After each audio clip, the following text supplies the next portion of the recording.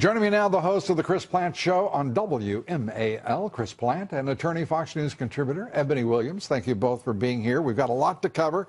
Let's turn to sanctuary cities. Yes. It looks like there is a way to go here. You're the attorney. I am. It looks like Trump has a lot of firepower behind him, no matter what Rahm Emanuel or the mayors of Los Angeles, New York, or wherever say. Let's talk real candid here tonight, gentlemen. Trump has all the tools behind him because guess what? Just like President Obama told the state of Arizona a few years back, you do not get to make statewide immigration policy. You don't get to do that. The United States Constitution, the supremacy clause specify that the federal law on this issue is supreme and it must be followed. All Rahm Emanuel and Blasio and all these sanctuary city guys are doing, they're creating a fake narrative that makes them look like heroes around this issue to illegals. They're pandering. That's what it is. But they're talking about a bunch of nothing because all they really are doing is saying something that they can't do. And you know, the crazy thing to me, Chris, is Donald Trump is talking about criminal illegal immigrants. Yes. And these mayors, for whatever reason, think they can successfully pander by supporting illegal immigrants and protecting them from consequences of being criminals. Right.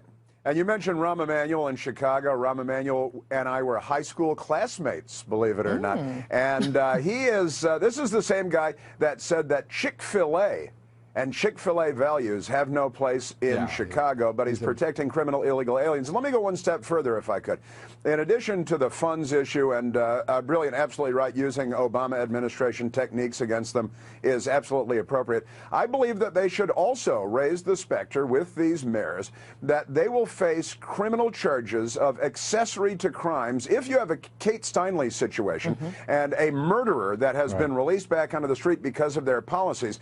Somebody kills somebody or some other horrendous crime, these politicians should be held responsible and they should be charged as accessories to the crime. I want to speak on that. Very good point. Another way to do that from a litigation standpoint, if your family member is murdered or hurt by one of these should have been identified and deported pre-existing criminals, you've got a strong civil case because you say these mayors knew or should have known the dangers afoot. What about George Soros's culpability in sponsoring organizations that are supporting what turned violence in our streets in cities across the country? Yeah, you can pin that on him. Again, you've got a strong case for litigation.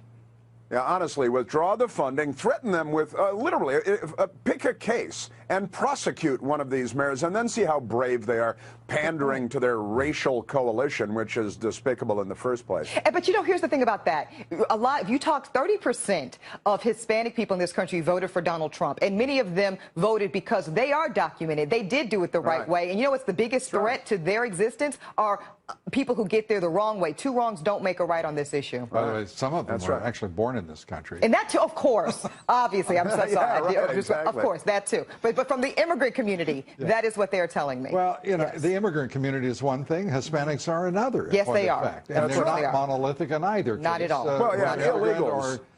And we tend to conflate in these discussions, and Democrats like to do this, and the news media, but I repeat myself, like to do this, that we're talking about immigration. We're not talking about immigration. We're talking about people in the country illegally. We're talking about immigration law. We're talking about national sovereignty. We're talking about law and order. Rule of law. And we have lawless Democrats throughout the country who have taken their lead, honestly, from the Obama administration. You want to call them something else, I can tell. Lawless does not satisfy you. You have other adjectives you want to bring into play here. Well, look, this is criminal conduct. They've taken an oath. They've taken an oath to protect and defend the Constitution and the laws of the United States, and they are failing to do that. They're also endangering the public at large, and they're essentially criminals themselves by harboring, providing safe harbor, safe haven to people that are breaking the law every day, and it's absolutely reprehensible.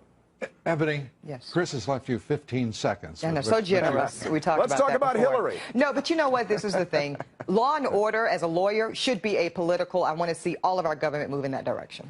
Eboni, Chris, thank you both for being here. Excellent.